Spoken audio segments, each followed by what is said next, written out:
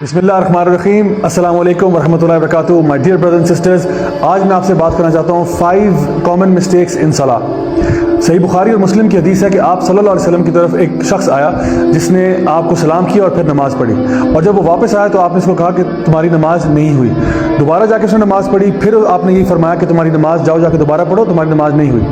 اور تھرڈ دفعہ پھر اس کو یہی کہا کہ تمہاری نماز نہیں ہوئی. تو اس شخص کو پھر بعد میں آپ نے سمجھایا کہ اس کی نماز کیوں نہیں ہوئی، کیونکہ وہ بہت جلدی میں اور تیزی میں نماز پڑھا تھا. تو آج میں اسی طرح کے کچھ مسٹیکس کے بارے میں بات کرنا چاہتا ہوں. سب سے پہلی چیز یہ کہ جب بھی آپ رکوع میں جائیں تو میک شور کہ آپ کی کمر جو ہے وہ بالکل سیدھی ہو اور زمین کے ساتھ پیرلل ہو.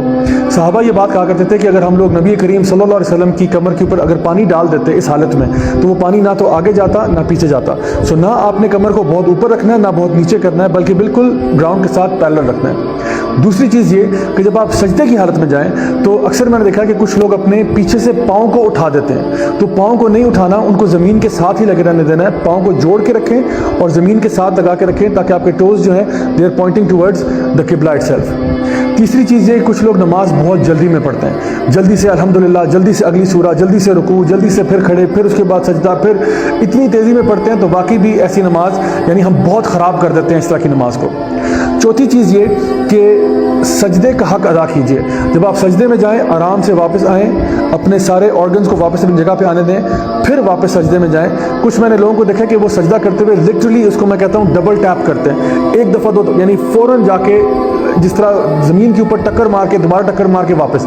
اس طرح نہیں کرنا، سجدے کا بھی پورا حق ادا کریں.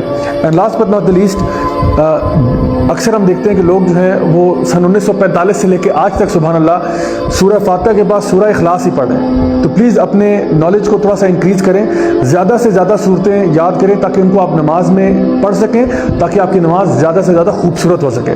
دس از راجہ ضیاء الحق signing off. Until next time, والسلام علیکم ورحمۃ اللہ وبرکاتہ.